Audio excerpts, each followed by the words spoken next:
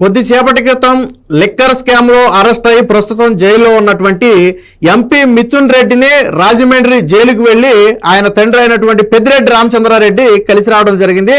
సరే, ఒక కొడుకుని కలవటం వరకు ఓకే, దాని గురించి మనం మాట్లాడట్లేదు. కానీ బయటకు వచ్చిన తర్వాత పెద్దిరెడ్డి రామచంద్రారెడ్డి కొన్ని కామెంట్ చేశారు. మీడియాతో మాట్లాడుతూ కోర్టు మా కొడుక్కి అన్ని ఇమ్మని చెప్పింది, బెడ్ దగ్గర మొదలు పెడితే చివరికి రాసుకోవడానికి పెన్ను పుస్తకం దగ్గర మొదలు పెడితే వాకింగ్ షూ వరకు అన్ని ఇమ్మని చెప్పింది కోర్టు. బట్ జైలు అధికారులు మాకు ఎటువంటి సౌకర్యాలు కల్పించట్లేదని చెప్పి ఆయన ఒక మాట మాట్లాడాడు. వెంటనే దీన్ని జైలు అధికారులు కూడా ఖండించారు.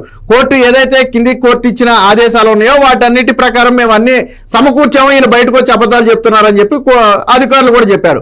సరే, అబద్ధమా నిజమా అనే విషయం కాసేపు పక్కన పెడితే ఇప్పుడు పెద్దిరెడ్డి రామచంద్రారెడ్డికి పాపం గుర్తొచ్చాడు. తన కొడుకు అరెస్ట్ అయితే సౌకర్యాలు గుర్తొచ్చినాయి. మరి గతంలో 73-74 ఏళ్ల వయసులో చంద్రబాబు గారిని అరెస్ట్ చేసిన సమయంలో ఇదే పెద్దిరెడ్డి రామచంద్రారెడ్డి కావచ్చు, లేదా వైసీపీ నాయకులు కావచ్చు, ముఖ్యంగా కొడాలి నాని కావచ్చు, ఏం మాట్లాడారు? జైల్లో ఏమంటే రంభా ఓరవసులు వస్తారా, లేకపోతే మేనకులు వస్తారా, దోమలు కొట్టగా వచ్చి వాళ్ళు కొన్ను కొడతారా అని రకరకాలు మాట్లాడాడు. నా దగ్గర వీడియో కూడా ఉంది, నేను చూపిస్తా. మరి ఇప్పుడు అదే వ్యాఖ్యలు, అదే సిద్ధాంతం ఎందుకు ఎంపీ మిథున్ రెడ్డికి వర్తించదు? చంద్రబాబు గారి వయసుతో పోలిస్తే ఎంపీ యువకుడే కదా, చంద్రబాబు గారి వయసు కంటే చిన్న వయసే కదా. చంద్రబాబు గారు అప్పటికే 3 సార్లు ముఖ్యమంత్రిగా ఉన్నారు, 7-10 వయసు దాటారు. సో అలాంటి సమయంలో ఆయన అరెస్ట్ చేసినప్పుడు ఏం మాట్లాడారు మీరు? చట్టం అందరికీ సమానమే, చట్టం ఎవరు చుట్టం కాదు, నువ్వు అరెస్ట్ అయితే ఒకటి, ఇతరుడు అరెస్ట్ అయితే ఒకటి అని చెప్పి రకరకాల మాటలు మాట్లాడారు. ఒకవేళ సరే, ఆ రోజు కూడా చంద్రబాబు గారు కూడా ఒక స్టేజ్ తర్వాత ఆ చివరికి ఆయనకి తినడానికి టేబుల్ కూడా ఇవ్వకపోతే ఆయన అలాగే తిన్నాడు. తర్వాత దాన్ని భువనేశ్వర్ గారు మాట్లాడుతూ ఒక టేబుల్ అడిగితే కూడా ఇవ్వలేదని చెప్పి తర్వాత ఏదో కోర్టులో వేసుకున్నారు. సరే, ఇచ్చిందా ఇవ్వలేదా అన్ని పక్కన సంగతి. కానీ ఇప్పుడు మిథున్ రెడ్డికి ఏమి ఇచ్చారు? రాసుకోవడానికి చివరికి పేపర్లో పెన్ను కూడా అంట. మరి ఏం రాసుకోవాలో నాకైతే అర్థం కాల. నేను అనుకోవడం ఏంటంటే ఎవరైనా ములాఖాతుకు వచ్చినప్పుడు ఆయన చెప్పాలనుకుంది మొత్తం కాగితాల మీద రాసేసి ఇచ్చేది, ఏమైనా జేబులో పెట్టుకుని వస్తున్నారో నాకైతే అర్థం కాల. మరి ఆయనకి పెన్ను పేపర్లు ఎందుకో, లేదా ఆత్మకథ జీవిత కథలు ఏమైనా రాస్తాడేమో నాకైతే అర్థం కాల. సరే, అవి కోర్టు ఆదేశాలు కాబట్టి దాని గురించి నేను మాట్లాడట్లా. కానీ ఇప్పుడు వైసీపీ నాయకులు కూటమి ప్రభుత్వం కక్ష సాధింపు, చంద్రబాబు నాయుడు, లోకేష్, పవన్ కళ్యాణ్ వీళ్ళ ముగ్గురు కలిసి ఎంపీని జైలులో ఇబ్బంది పెట్టే ప్రయత్నం చేస్తున్నారని చెప్పి మాట్లాడుతున్నారు. అంటే ఇప్పుడు విచిత్రం ఏంటో తెలుసా? ఇప్పుడు ఎవరైతే ఎంపీ మిథున్ రెడ్డి అరెస్ట్ అయి ఉన్నాడో స్నేహ బ్యారక్ లో, అదే స్నేహ బ్యారక్ లో చంద్రబాబు గారిని చెట్టారు 53 రోజులు 54 రోజులు. అదే స్నేహ బ్యారక్ లో చంద్రబాబు గారిని చెట్టారు. అప్పుడు కర్మ చూసారా? ఆ రోజు అదే స్నేహ బ్యారక్ మీద సెటైర్లు వేశారు, ఇదే వైసీపీ నాయకులు సెటైర్లు వేశారు.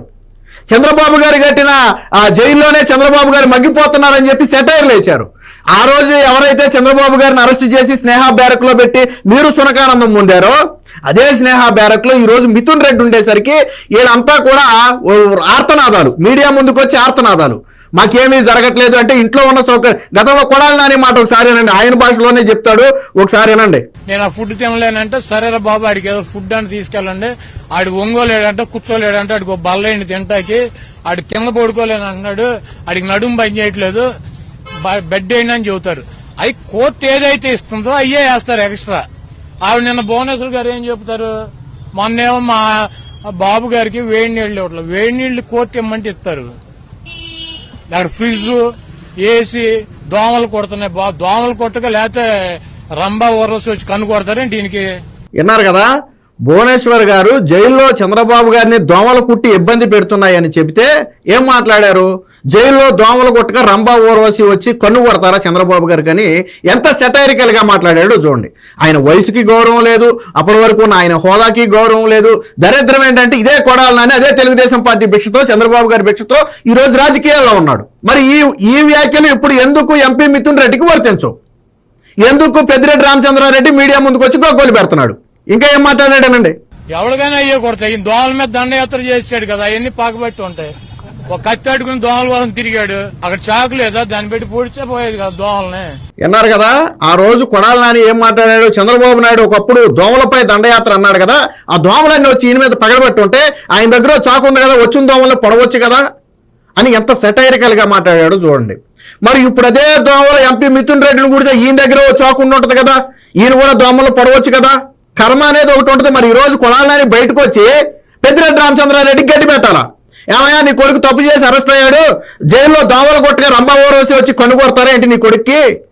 జైల్లో ఉన్న సౌకర్యాలు అందరికీ ఒకే సౌకర్యాలు ఉంటే నీ కొడుకు ఎందుకు ప్రత్యేక సౌకర్యాలు రావాలి అని పెద్దిరెడ్డి రామచంద్రారెడ్డి గట్టిపెట్టు. కొడాలని బయటకు వచ్చి గట్టిపెట్టు. ఆ రోజు 7-10 వయసులో ఉన్న చంద్రబాబు గారి మీద అన్ని సెటైర్లు వేసావే, ఈ రోజు యువకుడైనటువంటి పెద్దిరెడ్డి కొడుకు మిథున్ రెడ్డి అరెస్ట్ అయితే మాత్రం ఒక్క నోరు మెదపడు. ఆ రోజు ఏమో ఎటకారాలు, ఈ రోజేమో సానుభూతి. ఇదేనా రాజకీయం? పెద్దిరెడ్డి రామచంద్రారెడ్డి కూడా సమాధానం చెప్పాలి. ఆ రోజు కొడాలని చెప్పినప్పుడు నువ్వు ఖండించావా? జగన్మోహన్ రెడ్డి ఖండించాడా?